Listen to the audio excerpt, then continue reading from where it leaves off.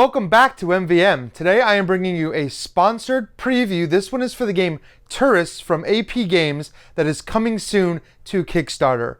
This game takes place in a post-technological wasteland where you are playing a tribe of survivors long after the fall of the previously advanced civilization. Everything the old civilization knew, including how to use a lot of their advanced technologies, has been lost, as has the knowledge of how to placate the gods. Now, the gods have been unsatisfied for so long that they've decided to bring an end to the world by sending 4 beasts to devour everything in sight. The only hope for humanity lies in the construction of the tower. So you're going to be semi-cooperatively working together with your other players to build this tower and appease the gods and thus purify the land of these beasts. Now, while you are all contributing to building this tower, only one tribe will become the ruling tribe, and that is the tribe that accumulates the most prestige while trying to build this tower. And you're going to gain this prestige mainly from adding rooms to the tower, but you can also do other things on the board by placing your workers in certain positions. If you see out here in front of me, you'll be able to see the bones of a worker placement game.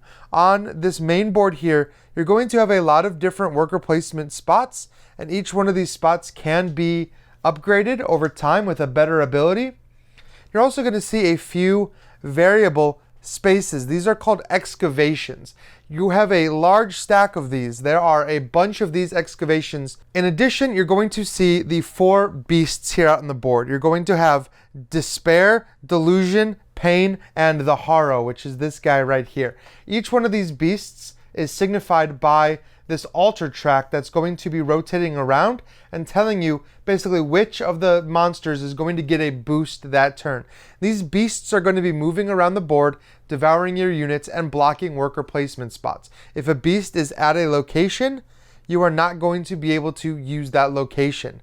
In addition, some of these action spots trigger as soon as you place a worker here, and some only trigger later in the game. If a beast is not on a space when you place, but is on the space when you go to trigger, then you don't get to do that effect. So the way that these beasts move around the board is very interesting. It brings a little bit of a twist to your standard worker placement because you need to plan ahead for where these beasts are going to move. But before I go a little deeper into the game, let me talk about what you're seeing here on the board. Now, up here, you're going to have the council track. You have 3 different paths that you can take on this track, and they all kind of crisscross. Every time one of your scouts goes into the graveyard, which is here on the board, you're going to be able to move up that track and take one of those abilities. If you have multiple figures die, you're going to move up multiple spaces on that track. Over here, you have triumphi cards, and these represent the 6 different rooms of the tower that you need to build in order to complete the tower. And these are going to both give you victory points and some kind of special ability. Then over here, you have mission cards that can be completed in order to gain more resources, abilities, or victory points. And then you have a deck of tactics cards. And each player is going to get one of these tactics cards at the start of the game. Basically, you can play one on your turn, and it's going to give you some kind of special effect. Now, there are a lot of icons, there are a lot of different missions, and there are a lot of different cards. But there is also a player book, which is going to come included in the game, that's going to basically talk you through what every space does, what every beast does. So you don't need to keep passing around the rule book. You can just flip through this and get all the information you need. Now, gameplay is going to rotate from player to player, with each player taking 2 actions and then passing on to the next player. At the end of a round, that is when the monsters are going to be triggered. Now, the game can last an indefinite number of rounds. It's only going to end once all 6 buildings have been built, or somebody has reached 40 prestige points on the prestige tracker. So both of those conditions have to be true to trigger the end of the game. But like I said, on your turn, you're going to be doing 2 actions. Now, there are a couple filler actions you can do, like gaining some resources if you're out of resources, or reviving some of your workers if your workers have been devoured in any type of way. But there are 2 main actions that you're going to want to take, and you're going to do one or the other. You're either going to be placing workers on the board, or you're going to be picking them back off to collect. Now, like I said earlier, a lot of these areas are indicated with a lightning bolt, which means as soon as you place there, you're going to trigger that action. But your guy is still going to stay there until you collect him. So for every one of these lightning bolts that you go to, you're going to resolve the action immediately. Now, places that aren't marked with a lightning bolt, like the Grove, for example, it's only going to trigger when you return your guy back.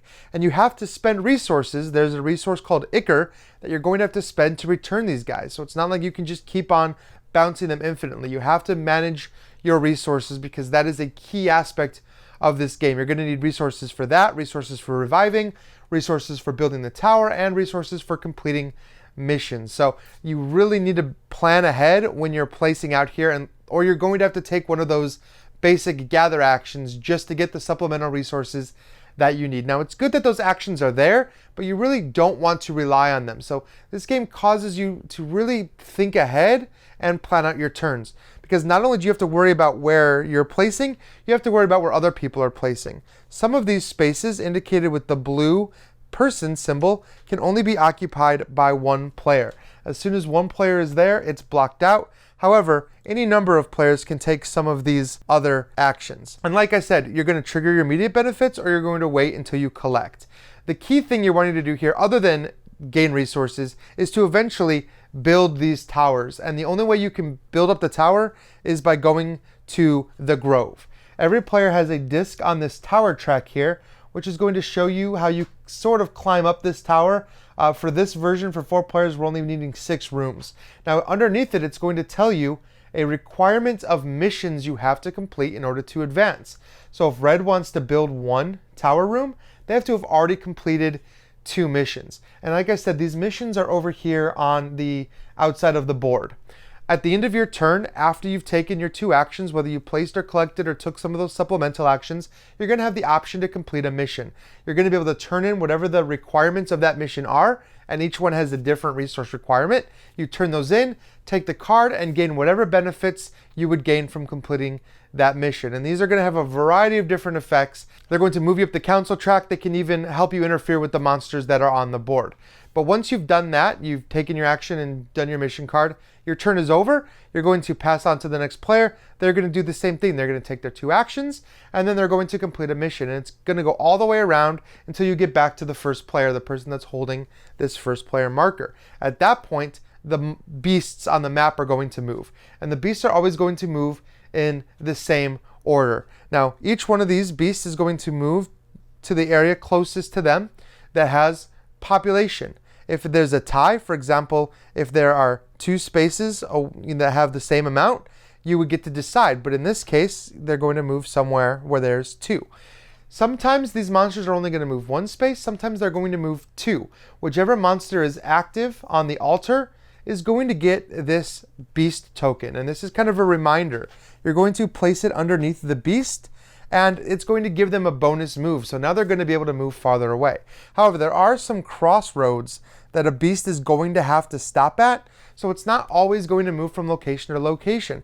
It's possible that it might move here, but not be able to reach it. So you can kind of plan ahead and try to trap these beasts. In addition, there are ways to knock over or topple one of these beasts. If you do that, then instead of moving towards you, they use their movement to stand back up.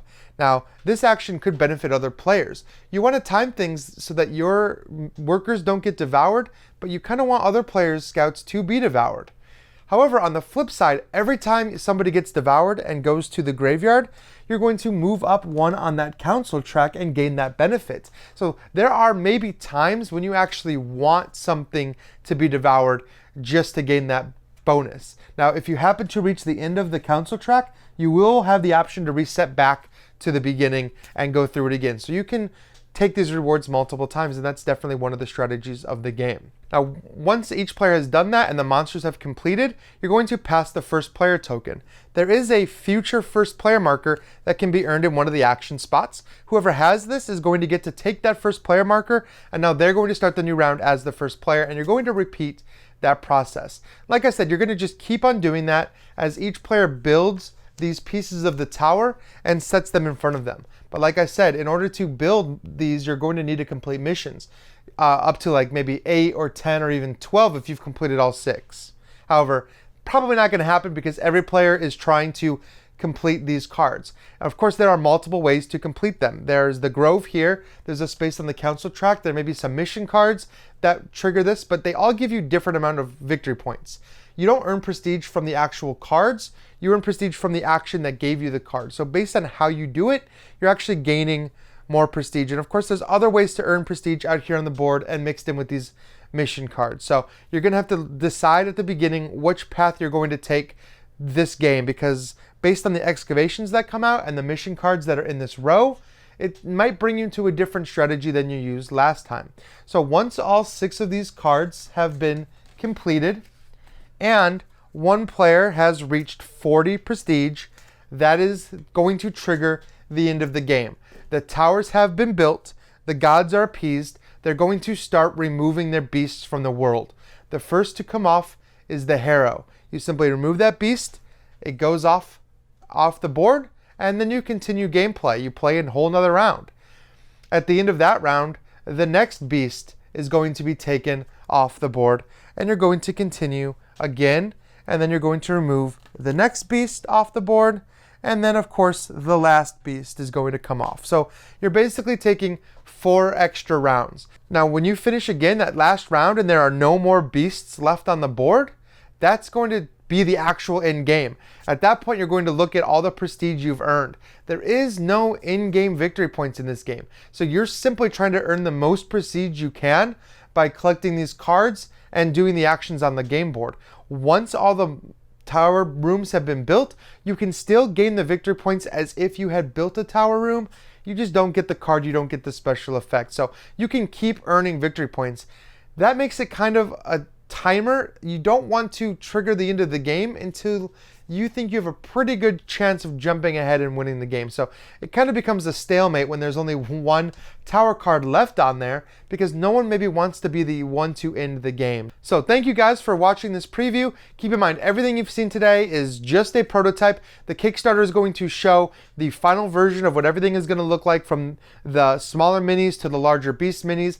It's going to show you all the stretch goals. There are other rooms for the tower that I didn't use. There are other excavation tokens that are going to come out onto the board. And there's just a lot of other content that they have planned for this game, including a solo mode and a lot of narrative stuff. There's a lot of cool like flavor and lore and short stories that are baked into the rule book. So guys, take a look at that Kickstarter page. Come back here, like, subscribe, leave some comments, ask me your questions. And as always, thank you guys for watching, and I'll see you next time. Congratulations, you got to the end of one of our videos. Now, if you want more practice, just click on the video over here. It's another video. You might not have seen it yet, so click on it. If you don't want to do that, at least click on the subscription button below. That always helps us. And if you want notifications, please ring that bell.